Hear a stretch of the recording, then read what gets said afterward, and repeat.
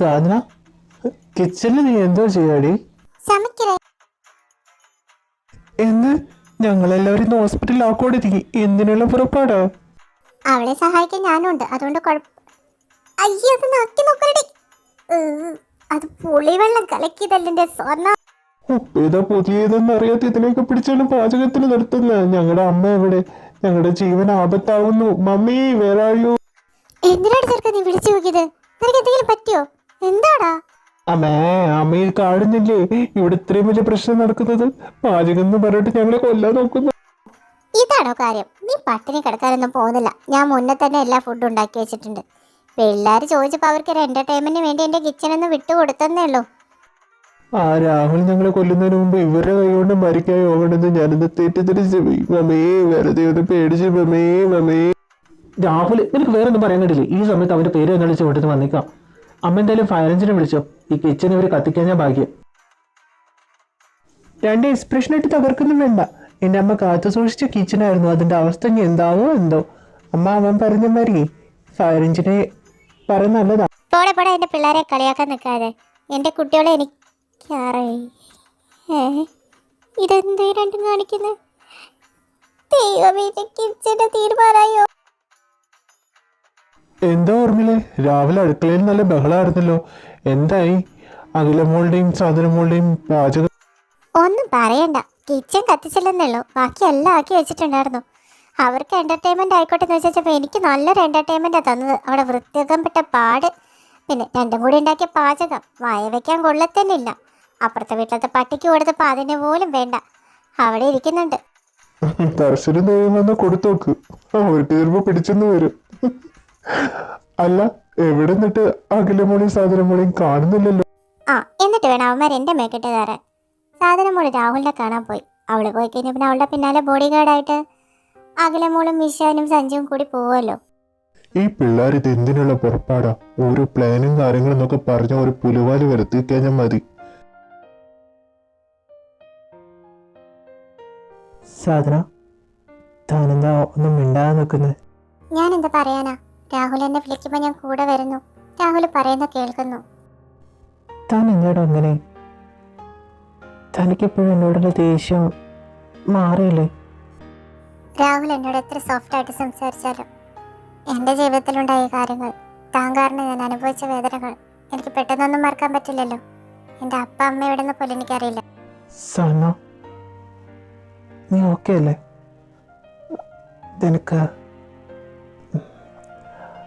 നിനക്ക് നിന്റെ അച്ഛനമ്മയും കാണണം. ഞാൻ കൊണ്ടുപോകും അവരുടെ അടുത്തേക്ക്. എനിക്കൊരു വിരോധമില്ല. നീ എൻ്റെ കൂടെ ഉണ്ടാവുന്നുള്ള വാക്ക് മാത്രം മതി എനിക്ക്. അവരുടെ അടുത്തേക്ക് ഞാൻ നിന്നെ കൊണ്ടുപോകാം. എനിക്ക് பார்க்க முடியுமா? அவர்கிட்ட பேச முடியுமா? எவ்வளவு நாளாச்சு தெரியுமா? என்னை கூட்டிட்டு போ, நீ കൂട്ടിട്ട് പോ. സാധന, കരയരുത്. എനിക്കിഷ്ടമല്ലാതെ ഞാൻ നിന്നെ കൊണ്ടുപോവാം. എന്നാലും സഞ്ജു, ഇന്ന് എന്നെ അങ്കിളിനെ ആരെയും കണ്ടുപിടിക്കാം. ഈ നാടകമൊക്കെ ഇവിടെ വെച്ച് അവസാനിപ്പിക്കുകയും ചെയ്യാലോ. സമാധാനായി. അയ്യോ, ടൈം ഒരുപാടായി. ദേവ നേരം വൈകിയ ചീത്ത പറയും. നീ ദേവിയോട് ദർശനോട് വരാൻ പറയാം. നമ്മൾ 3 പേരും കൂടി ഫോളോ ചെയ്താൽ ശരിയാവില്ല. കാരണം അവനെ ബോഡി ഗാർഡ്സ് ഇട്ട കൂടെ കണ്ടുപിടിച്ച് അതോടു കൂടി തീർന്നു. എനിക്കതല്ല, സാധനോടുള്ള അവൻ്റെ പെരുമാറ്റം എന്നെ അത്ഭുതപ്പെടുത്തുന്നത്. ഇങ്ങനെ അവൻ ആരോടും ഇതുവരെയായിട്ട് പെരുമാറിയിട്ടില്ല. എന്തോ എനിക്ക് കൂടുതൽ പേടിയാവുന്നുണ്ട്. ആവശ്യമില്ലാത്തൊന്നും പറയില്ലടാ, അല്ലെങ്കിലേ മനുഷ്യന് പേടിയാ. അപ്പോഴവൻ കൂടുതൽ പേടിപ്പിക്കുന്നത്. സാധന, എന്നാ പോയാലോ തൻ്റെ അപ്പയുടെ അമ്മയുടെ അടുത്തേക്ക്?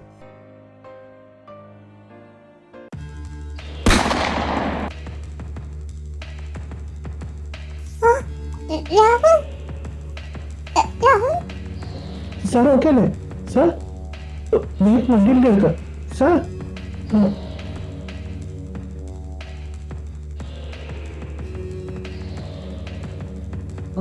സാറിന് മാം പ്ലീസ് മാം, സാറിന് നമ്മുടെ കയറും.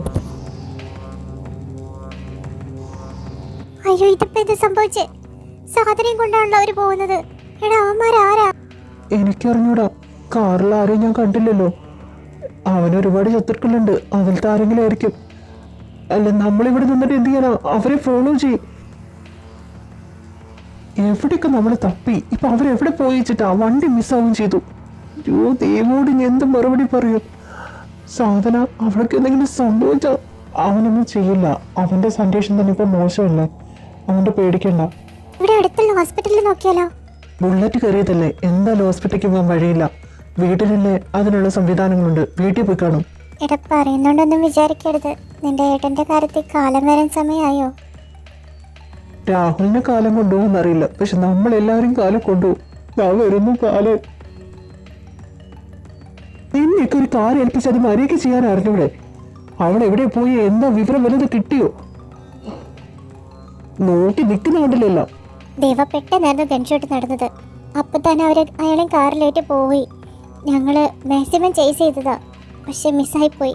ഇതിപ്പോ എവിടെ വെച്ചിട്ട് കണ്ടുപിടിക്കുന്നത്? ഇനി അച്ഛനമ്മോട് എന്ത് മറുപടി പറയും? അല്ലെങ്കിലേ പറഞ്ഞ് നീ കളിക്ക് നിൽക്കരുതെന്ന്. ദൈവം, നീ ടെൻഷൻ അടിക്കാതെ. നമ്മൾ എന്തായാലും പ്ലാൻ ചെയ്തിട്ട് തന്നെയാണ് സാധനയെ രാഹുലിൻ്റെ അടുത്തേക്ക് വിട്ടത്. പക്ഷെ നമ്മൾ വിചാരിക്കാത്തൊരു കാര്യം നടന്നു. എന്നാലും സാധനയുടെ ഫോണ് നമ്മൾ GPS ഓൺ ആക്കിയിട്ടുണ്ടല്ലോ. GPS ഓൺ ആയതുകൊണ്ട് കാര്യമില്ല, ഫോണ് സ്വിച്ച് ഓഫാ. വാട്ട്? ഓ നോ, ഇനിയിപ്പോ എന്ത് ചെയ്യാനോ? ദേവ, റിലാക്സ്, എല്ലാവരും റിലാക്സ് ആയിട്ടായിരിക്കും. എന്തായാലും അവൻ എന്തെങ്കിലും അപകടം പറ്റിയിട്ടുണ്ടെങ്കിൽ തന്നെ അത് വീട്ടിൽ വെച്ചിട്ട് ട്രീറ്റ്മെൻറ്റ് നടത്തുള്ളൂ. സാധനം എന്തായാലും അവിടെ ഉണ്ടാവും. ഞാൻ വീട്ടിൽ പോവാം, അവിടുന്ന് ഞാൻ ദേവയെ വിളിക്കാം. സഞ്ജു, അവളവിടെ ഉണ്ടെങ്കിൽ എത്രയും പെട്ടെന്ന് അവളെയും കൊണ്ട് തിരിച്ചിങ്ങ് പോന്നേക്ക്.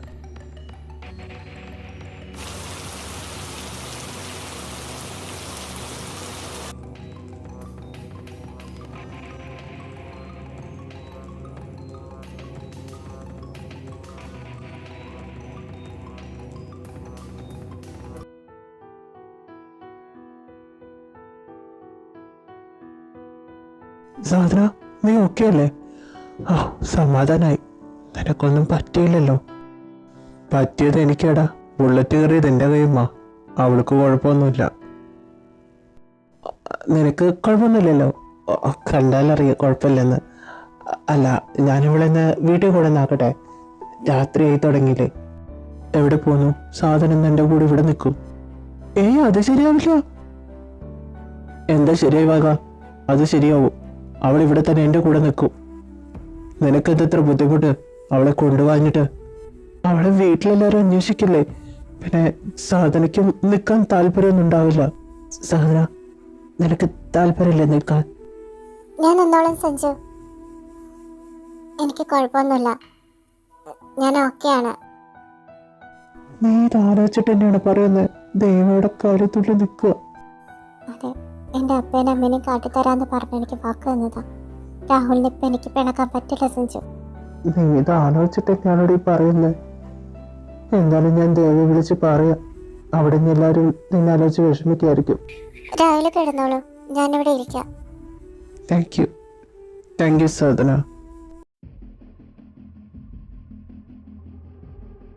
അവളിപ്പോ ഹോം നേഴ്സിന്റെ പണിയും കൂടി തുടങ്ങിയോ? എന്തോ അവളോട് സിമ്പതി വല്ലതും തോന്നി തുടങ്ങിയെന്നാവോ അവന് വേണ്ടി കാവലിരിക്കാൻ. നിങ്ങൾ എല്ലാവരും കൂടി ചെയ്തു വെച്ച പ്ലാനല്ലേ? നിങ്ങൾക്ക് ഈ പ്ലാനിൽ ഉറപ്പില്ലെങ്കിൽ പിന്നെ എന്തിനതിനെ ഇറങ്ങി തിരിച്ചത്?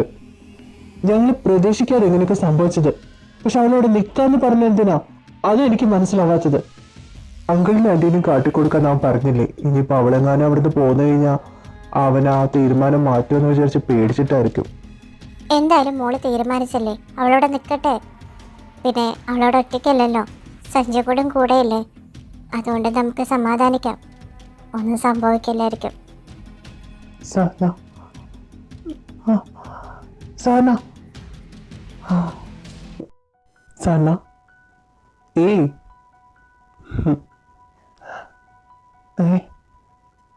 നല്ല ഫീവർ ഉണ്ടല്ലോ. നല്ല ചൂട്. സഞ്ജു, സഞ്ജു, എന്താടാ നിനക്ക്? നീ സാധനം നോക്കാനല്ലേ ഇവിടെ നിൽക്കുന്നത്? എന്നിട്ട് ഇവൾക്ക് ഫീവർ ആയിട്ട് നീ അറിഞ്ഞില്ല? ഫീവറോ? അയ്യോ, നല്ല ചൂടുണ്ടല്ലോ ഇവൾക്ക്. നീ മാറി തന്നെ. നീ ഇങ്ങോട്ടാണ് കൊണ്ടുപോകുന്നത്? അവളെ വേറെ റൂമിലേക്ക് എടുത്താൽ കൊണ്ടുപോവാ. ഇവൻ ആദ്യമായിട്ട് ഒരാളെ കെയർ ചെയ്യുന്നല്ലോ.